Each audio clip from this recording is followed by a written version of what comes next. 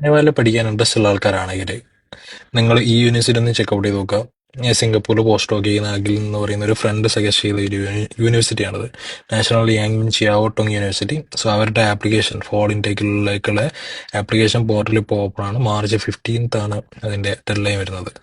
അപ്പോൾ ഇതിൻ്റെ സ്കോളർഷിപ്പ് എന്ന് പറയുന്നത് നമ്മൾ സെപ്പറേറ്റ് ഒരു ആപ്ലിക്കേഷൻ കൊടുക്കുകയാണ് ചെയ്യുക. അപ്പോൾ സെപ്പറേറ്റ് ആപ്ലിക്കേഷൻ കൊടുത്തിട്ട് നമുക്ക് സ്കോളർഷിപ്പ് കിട്ടോ ഇല്ലേ എന്നുള്ളത് പിന്നെ തീരുമാനമാകുകയാണ് ചെയ്യുക.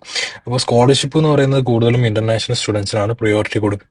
അത് കഴിഞ്ഞിട്ടാണ് അവർ ഡൊമസ്റ്റിക് സ്റ്റുഡൻസിനെ കൺസിഡർ ചെയ്യുള്ളൂ എന്നാണ്.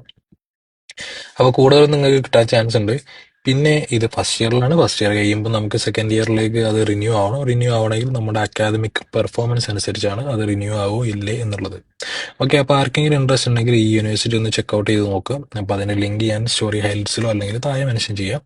Okay, thank you so much. So ശരിക്കും പറഞ്ഞാൽ ഇതൊക്കെ വളരെ ഹാപ്പി ആയിട്ടുള്ള കാര്യമാണ്. It's really happy to see that people are ready to help.